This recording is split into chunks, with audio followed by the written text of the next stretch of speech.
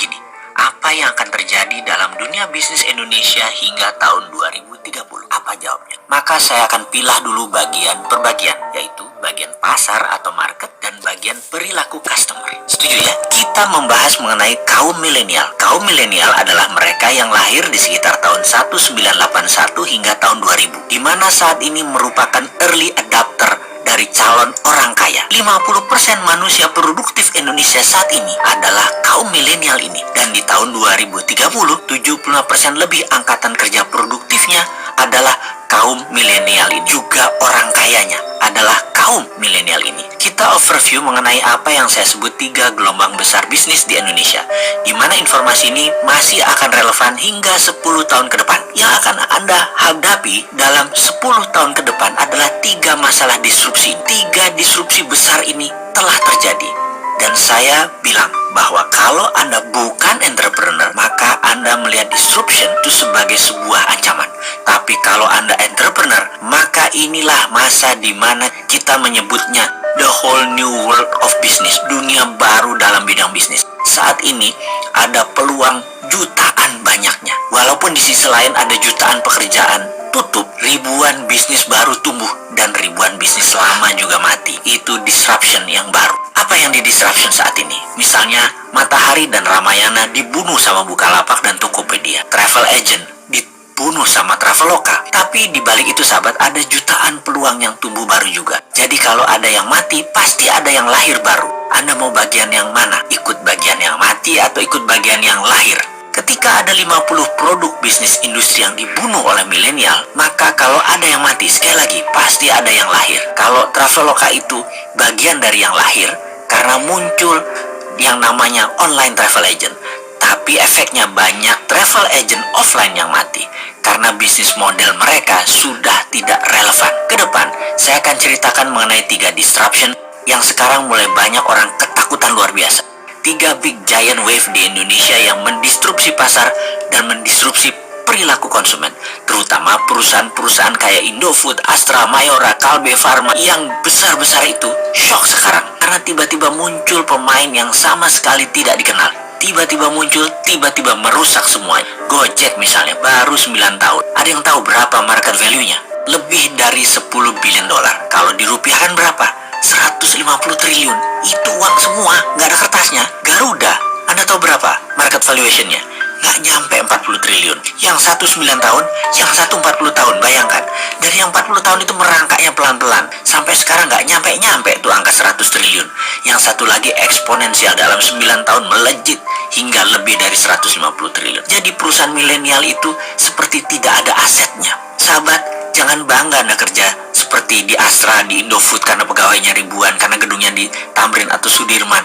Sekarang anak-anak milenial nggak bangga kerja di perusahaan begituan, karena mereka bangganya kerja di perusahaan yang digital. Misalnya, Gojek itu menjadi inceran banyak orang. Padahal Gojek asetnya apa? Gojek nggak punya aset. Motor nggak punya, mobil nggak punya, Gojek nggak bayar BPJS, nggak bayar gaji supir ojek. Intinya aset Gojek kecil, karena itu bisnis mereka bisa besar karena asetnya kecil. Ini aneh dengan bisnis yang zaman dulu, asetnya besar-besar gitu ya, dan utangnya besar. Ini tidak. Sekali lagi, di sisi lain, Netflix itu pegawainya cuma 6.000 orang, valuationnya lebih dari 160 triliun, kantor aja nggak punya. Jadi omsetnya luar biasa, walaupun asetnya kecil. Karena itulah kunci bisnis digital, asetnya kecil. Lalu, diskusi apa yang kita akan seriuskan? Kita akan diskusikan pertama tentang millennial disruption. Kenapa millennial disruption?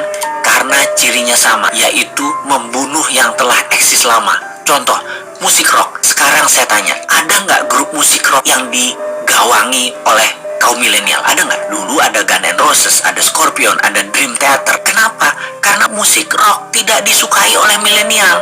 Milenial sukanya musik apa? Musik hip hop. Ada 50 produk bisnis industri yang dibunuh milenial. Dan itu bukan kata-kata saya, tapi itu kata-kata riset. Semua ada risetnya. Jadi riset yang mengatakan musik rock dibunuh oleh milenial. Sahabat, sejak 2017 untuk pertama kalinya album musik rock dilampaui oleh album musik hip hop. Jadi ada satu yang nyungsep pelan-pelan, ada satu yang naik. Pertanyaan pengingat, Anda mau yang nyungsep atau ikut naik? Misalnya lain lagi, Grup lawak itu dibunuh sama milenial. Sri Mulat sudah nggak ada. Dulu ada Jayakarta Group, hilang semua, dibunuh sama milenial. Karena milenial nggak suka dengan grup lawak. Sukanya apa?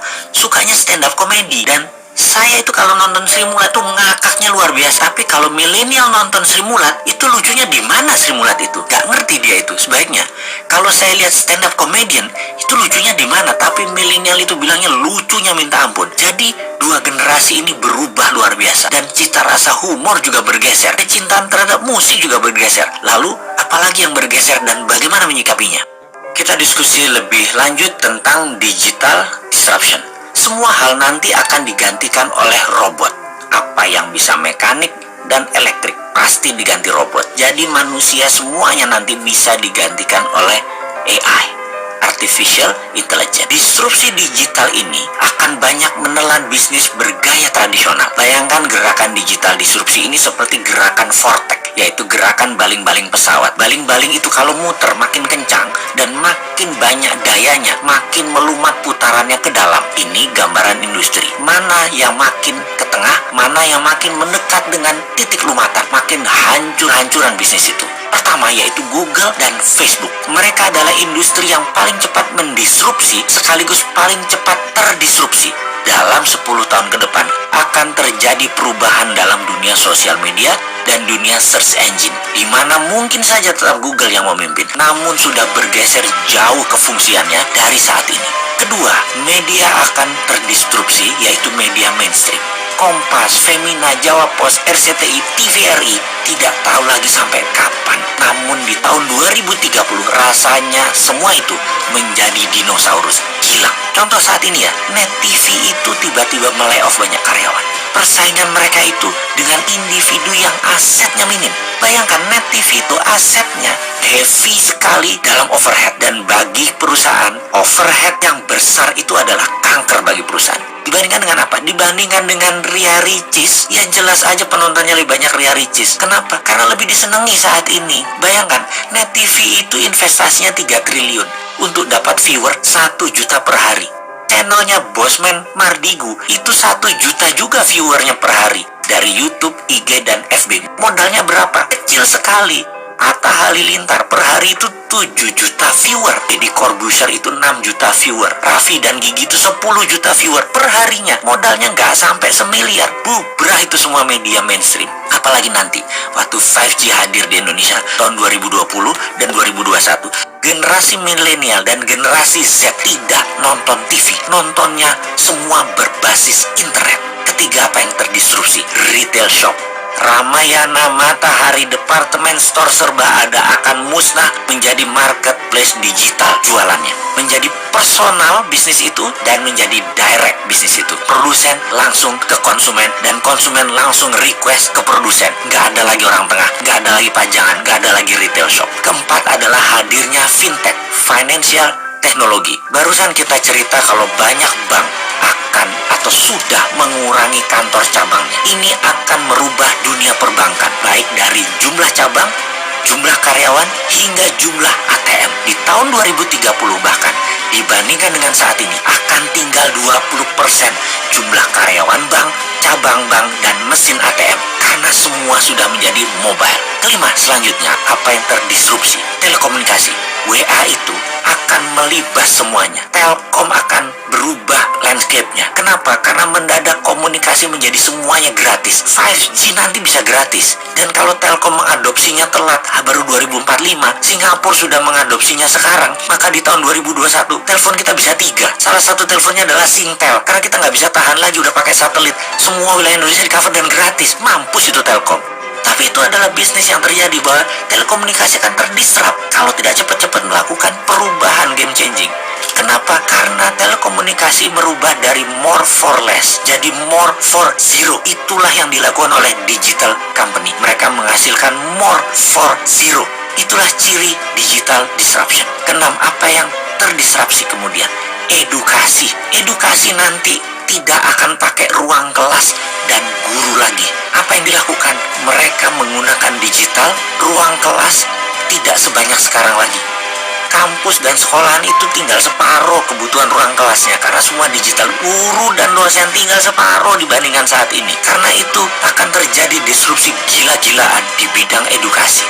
Dan ini akan membuat shock. Kuncinya sekali lagi, dalam digital disruption, cirinya adalah kita menghasilkan layanan yang more for less. Jadi produknya 10 kali lebih bagus dari yang existing, tapi 10 kali lebih murah dari produk yang existing juga. Kalau itu sampai terjadi, maka industri akan digoncang oleh layanan more for less dan more for zero.